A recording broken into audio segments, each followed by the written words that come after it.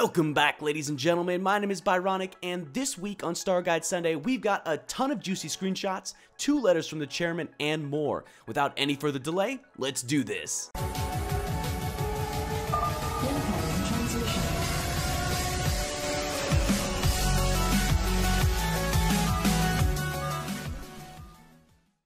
Up first, we've got the very first look at the FPS module's Armory.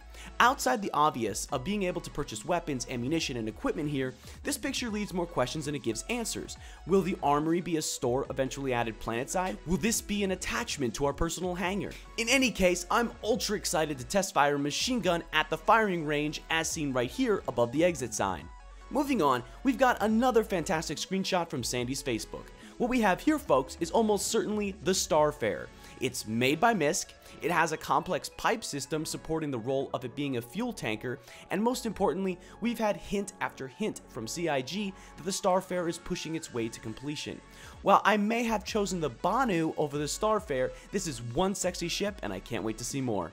Next up, we have the 57 and 58 million letters from the chairman. With this, we have the MISC Endeavor research platform underneath our belts. Now, because we hit 58 million before users could actually vote on the next concept ship, they're actually pushing that vote to 59 million.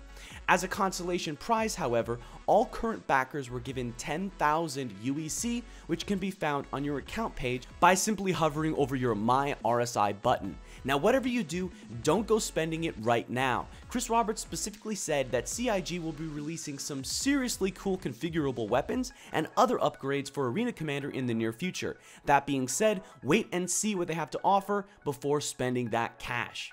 Now, of course, with this letter, we have the next concept ship, which was one chosen by the user base, the Anvil Aerospace Crucible. The Crucible was the repair concept ship that acts as either a standalone repair ship or has the capability to connect to other Crucibles and form external repair structures to work on larger ships. This adds an incredibly unique dynamic and opportunity for organizations to pick these ships up and form repair flotillas taking advantage of the linking systems. Moving on, this past week's main controversy was over the Cutlass and her variants. There are multiple points of view, but essentially, people are confused at the cost and equivalent modular nature of these ships. I just don't care about it because people are getting way too hung up over it. However, we did pull some rather interesting information from a Q&A with Ben Lesnick. In a previous Q&A, Ben had said that the Cutlass Blue had better jump drives, and a resounding response was, well, what defines better jump drives? In this response, Ben states that recharge time, fuel efficiency, signatures, damage thresholds, and quality all relate to the overall value of a jump drive. This isn't too unexpected considering CIG's general approach to detail, but it's still surprisingly specific and detailed in this stage of development. I mean, think about it. If CIG is planning on being this in-depth with one component type, you can expect every facet of your ship to be this way. The hype! Next up, we've got an early shot of the radar interference UI. As CIG promised at CitizenCon, they are hard at work at emission management and stealth gameplay. In this screenshot, the pilot is locked onto the radar tab at the very top.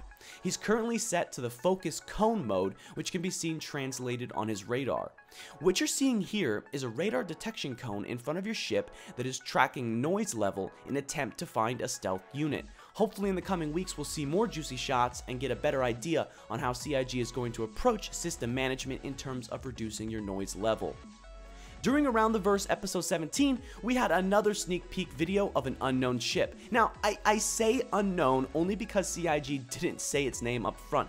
However, if I pause the video around 10 seconds and zoom in just a bit, we can see that this is more likely a Mustang variant, perhaps called the Beta 3. This is actually really surprising because the only Mustangs we know so far are small single-person crafts, while the Beta 3 seems like a redneck's wet dream in space. I mean, come on, I can't be the only one that looked at this entire video and thought it was basically an RV or a camper. Now, for something completely different.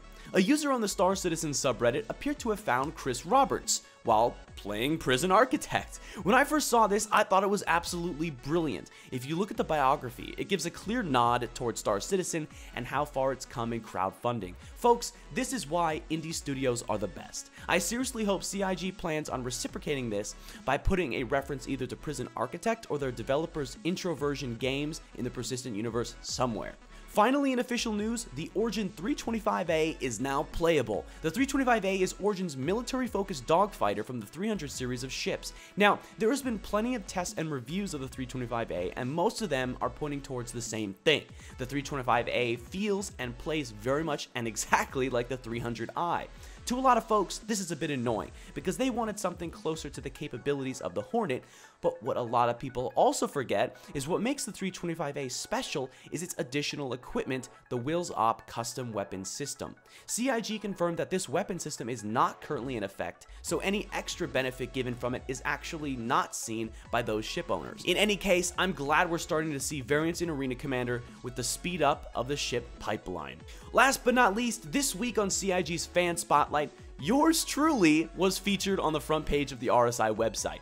I remember being at work when I started getting a few messages from people saying congrats, but not about what. I was seriously confused, but couldn't really look into it because, you know, I was at work.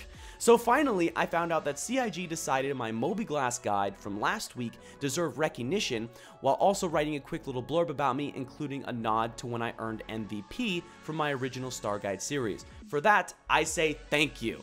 Alright folks, that's it for Star Citizen Sunday. To all my new subscribers that found my channel from the Fan Spotlight, welcome. I'm incredibly excited to cover more Star Citizen content in the near future, especially with PAX Australia coming at the end of the month.